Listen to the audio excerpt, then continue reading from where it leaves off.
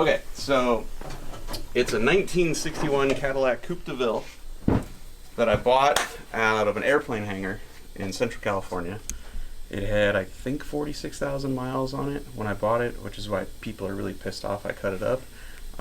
My philosophy is, because it wasn't all rotted out, this will be quicker and easier to build. So I transported it from California to here, then I hauled it up to North Carolina to Kernersville, home of MRC Fab. My friend Jimmy builds mandrel bent tube chassis. That's his specialty. His passion is building old trucks that'll out-handle sports cars. And they do. He's really good at it. He's not necessarily a drag guy, so we collaborated a lot on this. I got a lot of input from Eric Yost, Drag Week guy. And so what it is the factory body dropped down on a 2x4 set of mandrel bent frame rails, and then it's a triangulated 4-link. We did that because I wanted to make the packaging as small as I could to keep the back seat, which is still in there. Because my goal is to have a stock Cadillac, or at least it looks stock, that will run really fast and then I can haul friends on. Because what I learned from doing Drag Week is it's super fun, but if you have more help... Yeah, exactly. Things go a little smoother. It's a lot less work. And so, like, my 55 Chevy really only fits 2 people. We tried to bring 3 people to Rocky Mountain Race Week, and we mounted a seat in the back, and we never even left day one because we blew up the Hemi. But being the third wheel in the back seat of a 55 Chevy under that glass dome, basically, with the sun baking on you, I feel like that's kind of torturous. So I was like, we'll do the Caddy because it has a giant back seat. Right. And so we waited. It was 4770 stock. My plan is to keep the glass, keep the sheet metal, keep the interior, air conditioning, keep everything, and then just throw a lot of horsepower at it and hope I don't just continuously blow up transmissions and stuff like that. You trying to keep it under 6,000 pounds? I would like to. I would like to. The other thing is like I only did an 850 cert cage in it because I didn't want it to not look like a Cadillac, and so I thought if I stick a funny car cage in it, like it isn't gonna look right. So we're limited to 850s. When there's somebody watching and whatnot. So the plan is a 540 Chevy from Nelson Racing Engines, twin turboed on alcohol. And I thought about building a fuel cell back here for pump gas, and then maybe a small 4 or 5 gallon one up front for the alcohol, and run a belt-driven fuel pump and just only run the alcohol at the track. But I've heard a lot of things. Alcohol, you can't see it when it's burning, and I don't want to catch on fire. So any tips you have for a fire system or how to exit a vehicle in a timely manner when it all goes wrong, yeah, I'd like those. That'd be great. Just wear more layers. So. Yeah, I got a 20 suit, which is the worst thing ever. Like, if none of you have ever worn an SFI 20-layer suit, it's like you're the Stay Puft Marshmallow Man. It's like sitting in an oven. It's like you're Randy from A Christmas Story. Like, you can't put your arms down. Like, it's thick. It's horrible. But well, that's the other thing, though, that I learned is, like, I always called it a 20-layer suit. Well, it's 20-layer, like... All of us think it's 5-layer, 15, 20. Mm-hmm. Well, it's not. That's just the SFI rating, and somehow that's got like a translation to, if you take whatever that number is and you double it, that's how long you can be in a fire without getting second-degree burns. So 40 seconds in a 20-layer, that's not a long time. So, but the 5s that we always wore, or the 1s that we wear when we're screwing around, that's 2 seconds or 10 seconds. You might as well be naked. My God, 2 seconds, that's not doing anything. So it kind of makes it, when you think of it that way, you're like, well, I don't know, maybe I will bundle up a little more because I'll take the 40 seconds. Like, I might not like the idea of the 20 suit, but I like the idea of the 40 seconds. Yeah. Well, and I'll be honest, like, when I saw Lyle Barnett's video years ago and I watched his interview, I was like, all right, I'm going to get serious about this. And so I bought a 5. And I always think of him whenever we're filming Roadkill or anything. Like, there are a lot of moments where, like, I don't have my gloves on or my damn visor's down, and I think of him every time, And then when I saw your deal a few weeks ago, I was like, oh, not only do I need to be wearing the 20 suit at all times and everything else that goes along with it, I need a fire system in the car, one that I actually want to pull the lever on. Right. And so you were kind enough to come down here to educate me, and you actually brought some stuff, which is cool. It's in a box here somewhere. Yep. And no, and that's the thing, is like Lyle's video too. Like, I was famous not for, like, I always wore the stuff, but I was famous for leaving my visor up. Like, Yeah. if it's like, oh, well, it's foggy, well, there's the glare, well, there's this, well, there's that. I can't see the tree that well. Like, Mine's and I would always just, scratched. Yep. Like, yeah. No, mine would be smudged because I just take it, I throw it in the passenger seat, and then it's like. Yeah. So after the Lyle video, I'm like, oh, I really got to get with closing this all the time. And then luckily I did before I had the fire in Skinny's car, where that one was just a big fireball came in the car. And like. Oh, I didn't know about that one. Yeah, that's in the, when I was driving Skinny's Olds. And that was, we broke a rocker arm and basically like on the screw blown deal. And I mean, everything just catapulted and it was all oil over the windshield and just a big old flame all the way through the car, around the car. Now this was a quick one. Like, I mean, it was just a big flash. Oh, okay. And it was great for video and pictures and stuff. And right. But inside the car, the hardest thing is I was doing 240 miles an hour and I couldn't see anymore because the oil was on the windshield. So that was getting it stopped without being able to see. So Wow. but there he is. What's up? Good morning. Morning. What did I miss? Oh man, Oh, we're talking we're about almost done. boring Oh, stuff, cool. fires. Yeah, everybody's getting ready to go home. Good seeing you. Tom's wondering why the jet boat's not back together. You wanted to go for a ride, and An hour, we'll have it ready. Cool. We'll leave those stuck bolts in it. I don't know if I have any fuel. I don't want to alarm you, but we're sinking and we're out of gas. There's enough to make it one pass. Is there? Okay. All right. One pass. Well, really brief one. But yeah, so fuel cell. Are you gonna put a fuel cell underneath? Is there room under? Yeah. I want. This is where the luggage goes. Yep. In the golf clubs. You know, if you're a golfer, I'm not really, but I like drinking beer, so they kind of go hand in hand. So occasionally, you know, with my neighbor, he's a golfer. I'll go with him, and but yeah, I want the trunk. You know, I think we're gonna make an access panel here to get to the rear suspension stuff, because I think the only way to get the wheels off the car is to disconnect the coilovers and drop them down and take the side skirts off. But yeah, we'll build a fuel cell underneath, and I think I can get about 16 gallons underneath the car. And then either one on the outside of the frame rail or one up front for the alcohol for the engine. We're going to run 2 sets of injectors, 2 different fuel systems.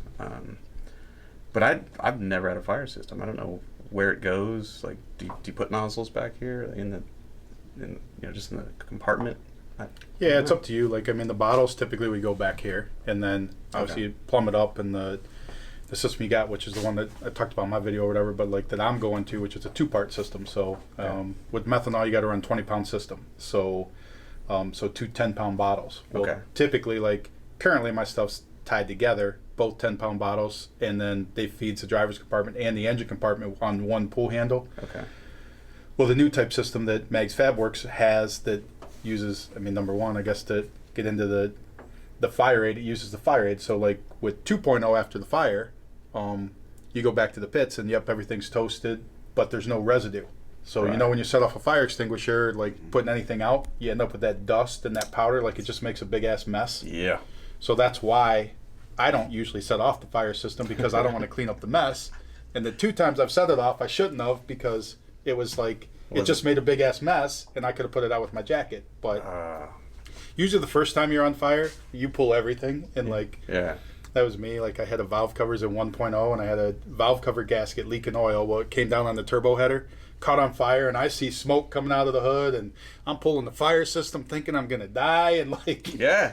Well, getting out of the car, and then number one, it didn't put out the fire, but number two, then I get out there and I'm like, oh shit, I got all this for that. Like, yeah. So what? That's an oil fire. What will the system put out? so, well, typically, like it really comes down to the nozzle placement and like keeping the bottles and stuff up to date, because that's like it's just like your fire extinguishers at a shop or anything like that. They come in and inspect them once a year, once every 2 years. Well, I guess I don't know why we don't think that, but the fire system in the car is the same way. But usually we put it in when we build it. And if we don't have to use it for 10 years, then we just assume it's all good back there. We never look at it. That's not, to us, that's not a consumable. It's just like, oh yeah, that's got fire system. Yeah. Why does it go? Have you ever checked it? I don't know. Like, I mean, yeah, we put it in there. Like, I I'm see sure a lot it's of all guys, good. the pins are in the handle. Like Yep, when they go that's down the me. track, even if you had to pull the lever, you couldn't without getting the pin out. So does the tanks have a gauge on it, just like a fire extinguisher? Yep. Okay.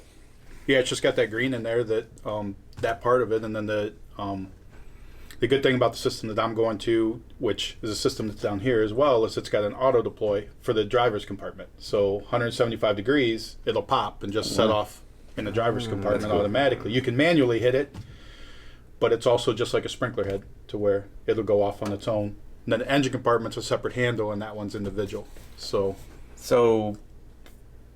it's August. You're in Arizona. It's 120 outside. Does it get 175 in the car? Will it just pop while you're going? Like, well, that's the thing that you got to make sure you're careful on that placement. So, I mean, I've seen my nitrous bottles get pretty hot. yep. Well, maybe that's the same deal. Like, you can disable it with a pin or something. So Yeah, you put the pin in it, but I think once it breaks that tube, like, I mean, that's probably a maintenance thing you got to look at. Like, you can put the pin so it won't go off, okay. but at the same point, if it does pop the glass, then you got to swap that part out. So, Okay.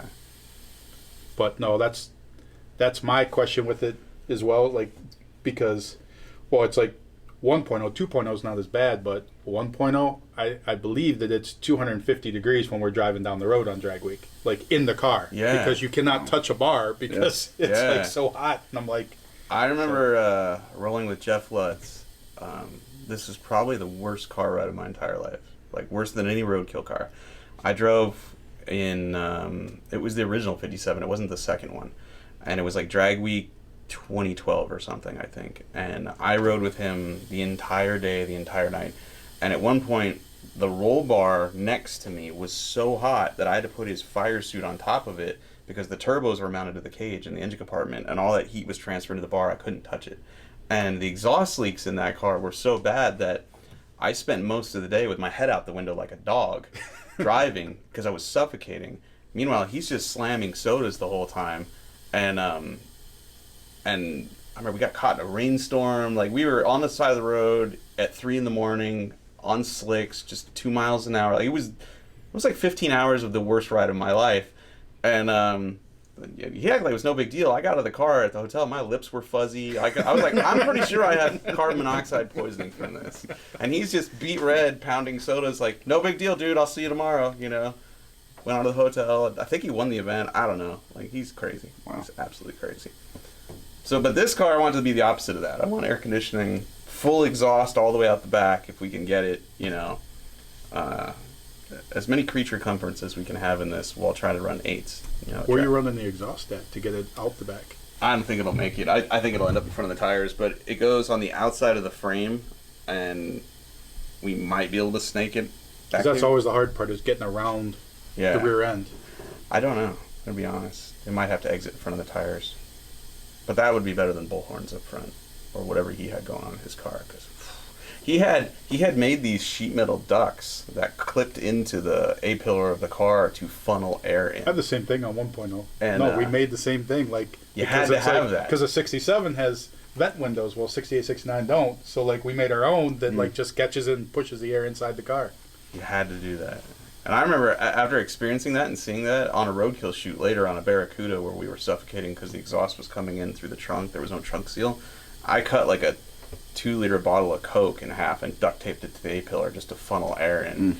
And that kept me alive. Yeah, we taped cardboard to stuff, pizza boxes, Yeah, yeah. just try and get air inside there on a hot year. So, You have power windows in that car. You might as well just put AC in it. Yeah. You know, that's Just all like- you're missing. I wish there was like just a plug-in like out of a Tesla or something that you could just like put in the trunk. Dude. And it's all electric. Yeah. And like, Maybe there is. so Oh, that reminds me. my Like- shit's never ran long enough to then start worrying about creature comforts and say, okay, well now if I had air, like, I got the same problem. I'm usually like air conditioning or keep the rods in the motor. It's usually keep the rods in the motor. But that reminds me. So a block from here is my neighbor Jerry, and he has what is my dream car. And if we have time, I'd love to show it to you. But it is a 650 cert tube chassis, 63 Camaro. Corvette, sorry. Yeah. I was going to say, it's hard to get a 63 Camaro. Yeah. Yeah, Those are that- really rare. It is a prototype. You wouldn't know anything about it. No, it's a Corvette, and it has AC. It has everything. Cup holders, Cup everything. holders. Really? Yeah, and it's carbon fiber floors. Like, somebody built it to go racing, and he converted it to street. Oh, nice. And it is awesome. It's the most beautiful car I've ever seen. And if we have time and he's home, we'll take you over there so you guys can see it. A lot of my neighbors have crazy stuff. Like, there's another neighbor that's got his own paint booth, his own CNC machine. Like, Really? He's got a paint booth that's so big, there's a Ford Excursion limo in it.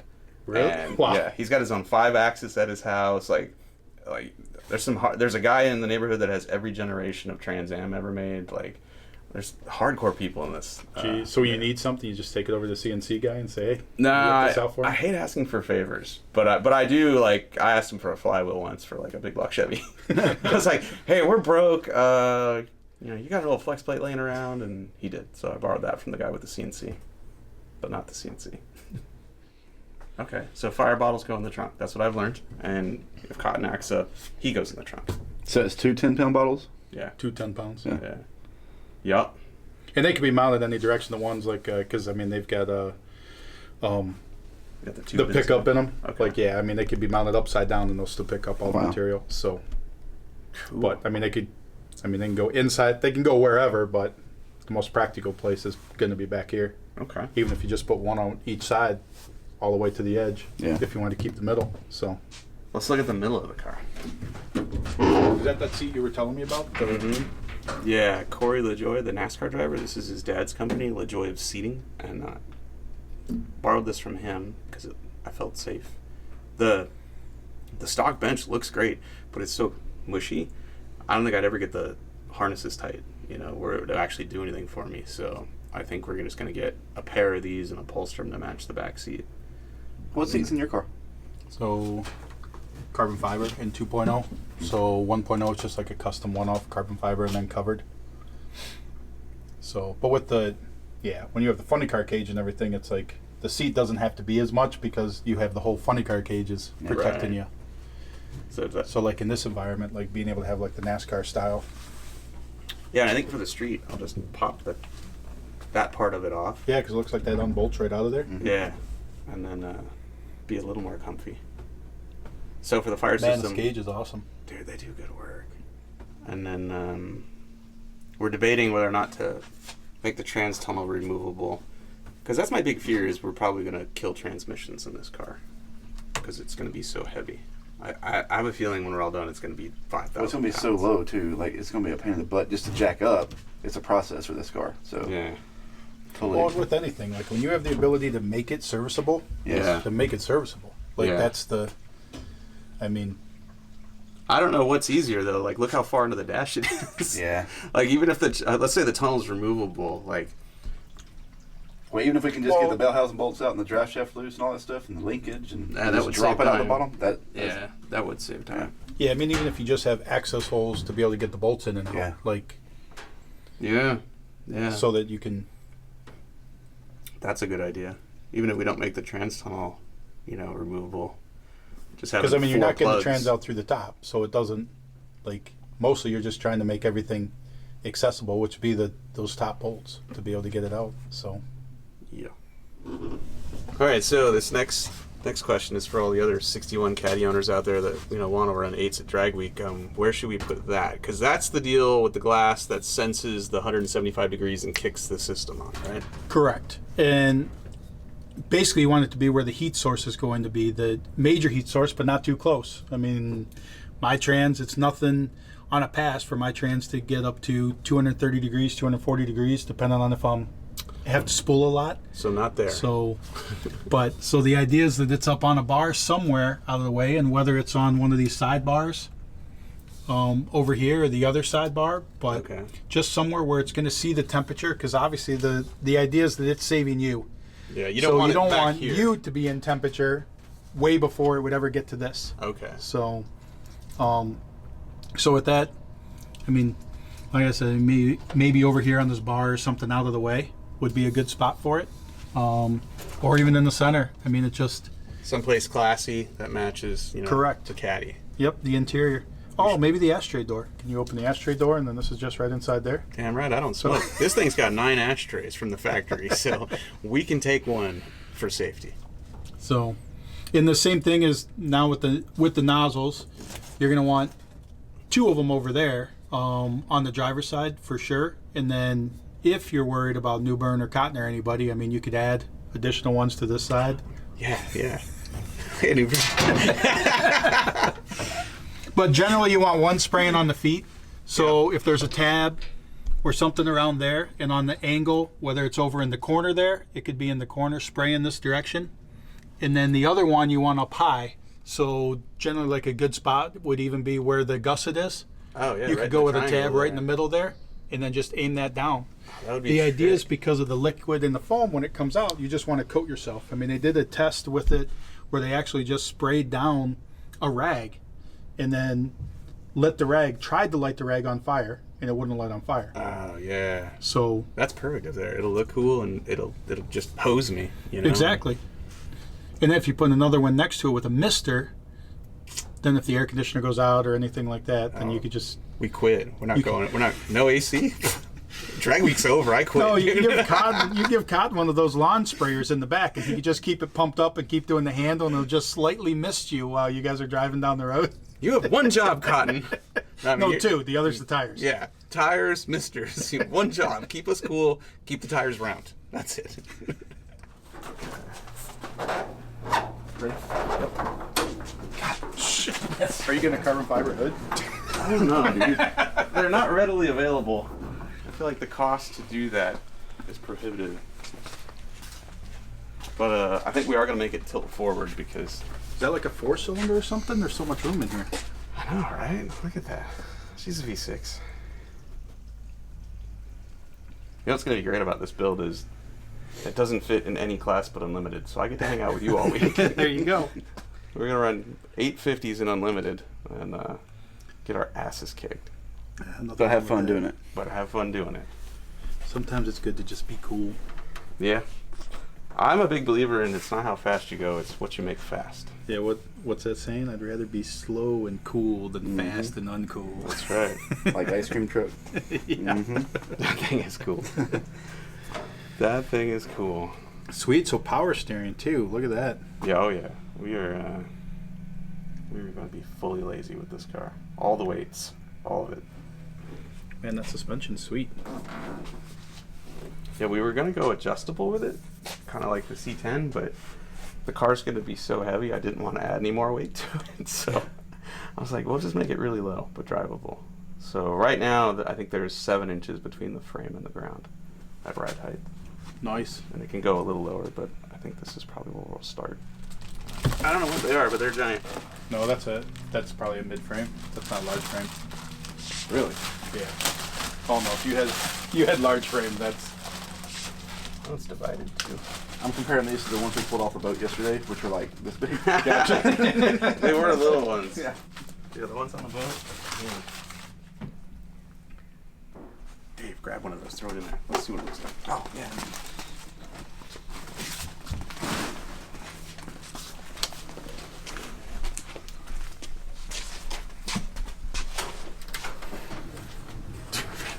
That's huge, dude. That looks perfect for a Cadillac. So it just has to clear the hood. well, yeah, but the back where his hand is somehow has to be. Oh yeah. Oh yeah, the exhaust. Oh, I forgot the exhaust has to go down there too. Yeah.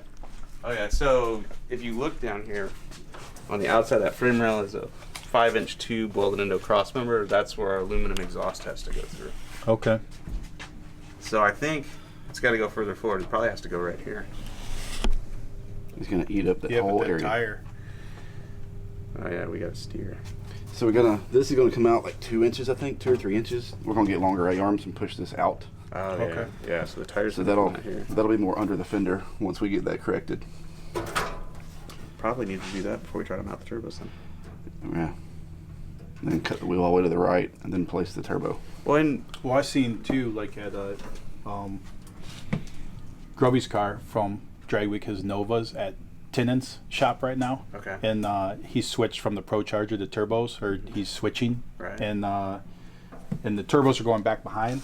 Well, what Tinnan did is like he took the fender off. He notched this whole back of the firewall area to Okay. give more room back here, so that the turbos could be there, and then you could do that. So it's like all his plumbing, like even because you're going methanol, so you're going non-intercooled. right.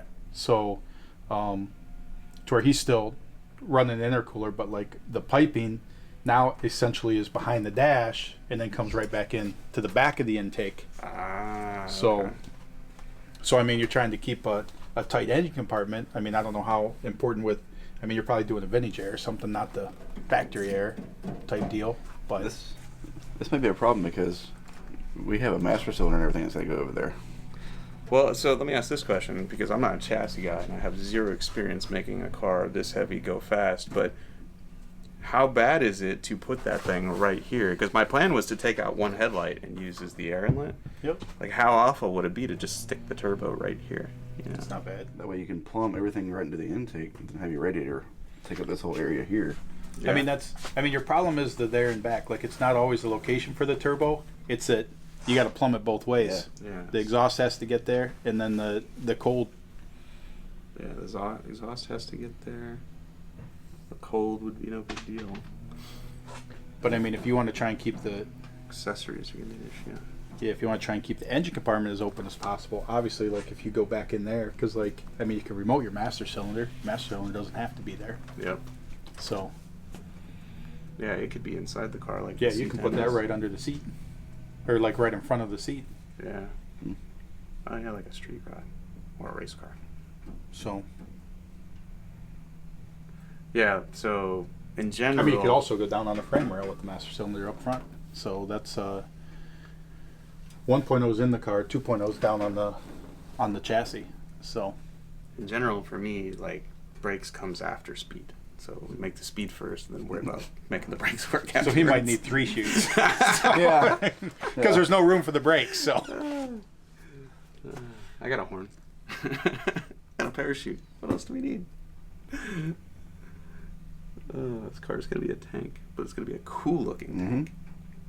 oh no, it's going to be amazing. Like I said, it's just the stance. Like it's the Yeah. Oh, all of those wheels. back wheels are just like with the fender skirts, like the whole 9 yards. Like Yeah.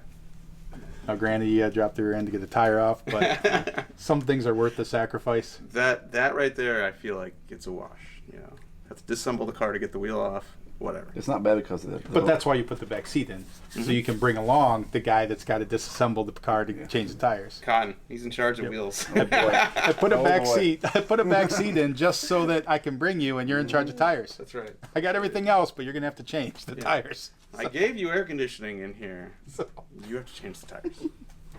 You can't eat, but Well, I'll give you dinner too, but you know, you'll be comfortable while you're riding. When you know, working on it might suck a yeah, little. the lower mount's not bad. It's threaded, so you just could thread one bolt out, coilover's loose, so won't be that bad.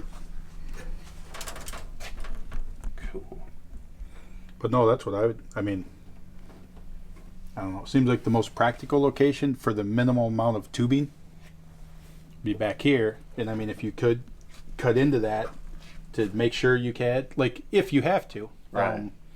and get the turbo back here, then now you can just come into the back side of the intake.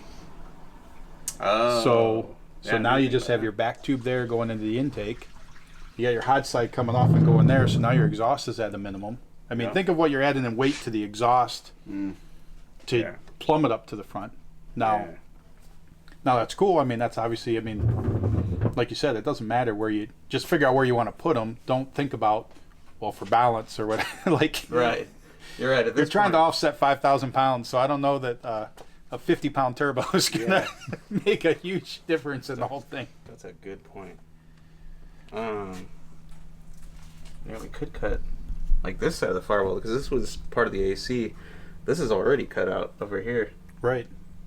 I think that side's like full of electronics or something. There's something in that side that's just loaded down with stuff. Yeah, that'll go away anyway. Yeah. Yeah. So, and that's what, like when I saw it on Grubby's car when they posted some pictures of it, I'm like, oh, because 1.0 stretched a little bit, so therefore there's room for the turbos. The turbos are actually down here, tilted in. So the intake for the turbo would be right here. It comes straight out the exhaust and able to go right down the side. And then now it's got an intercooler, so then everything has to plumb up to the front to the intercooler to then back in, which the intercooler's over on that side. But I mean, you might even be able to just have them low right here and not have to cut much. That's a good point. We do have a lot of area there. Where's that? Over here.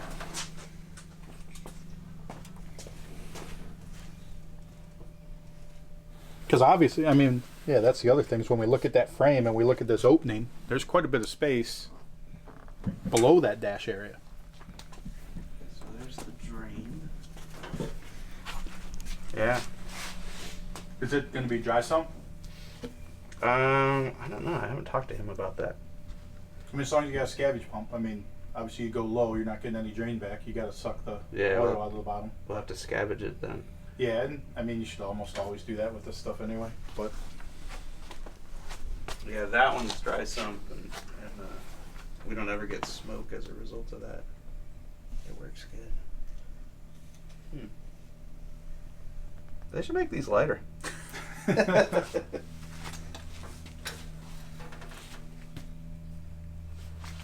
Yeah, that would be pretty cool.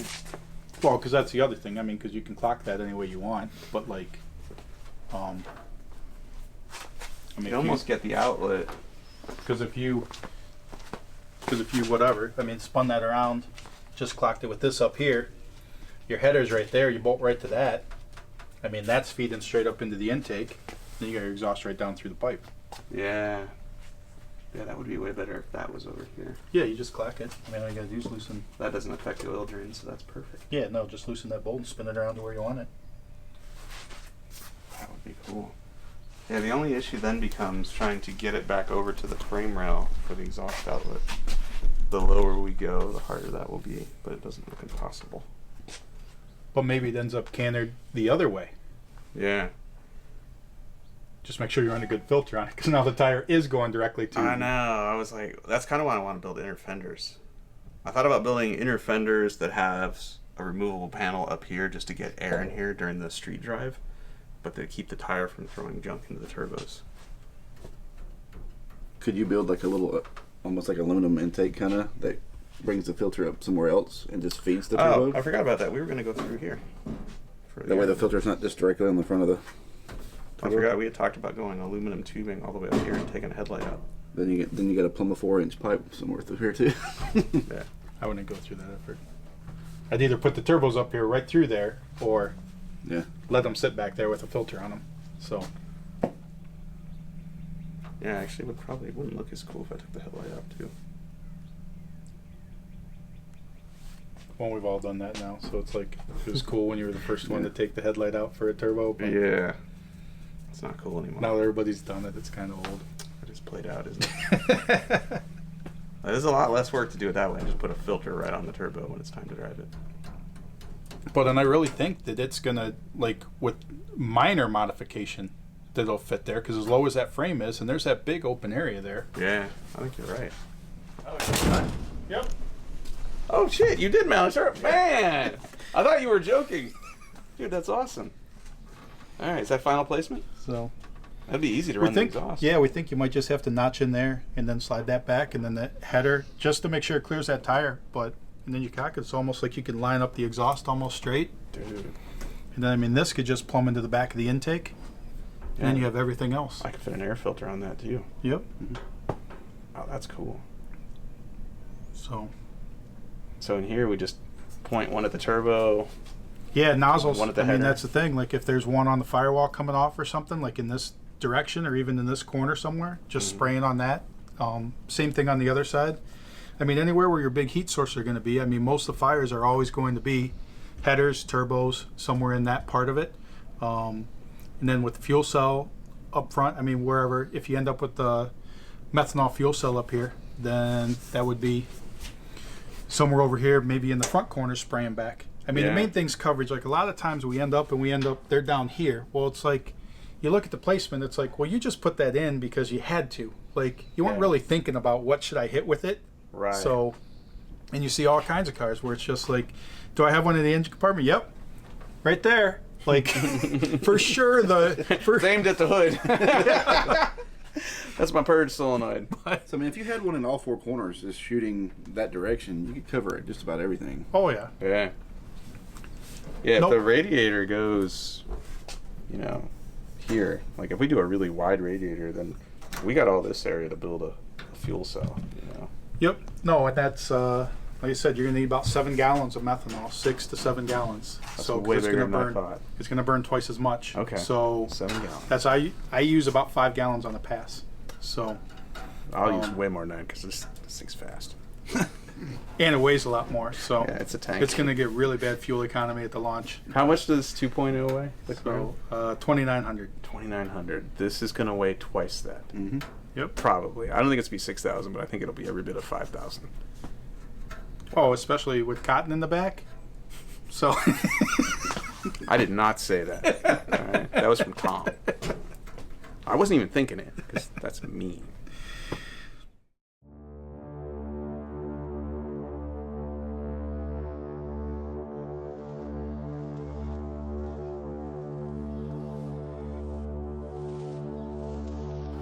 I've got a dangerous game for you. what do you have in mind?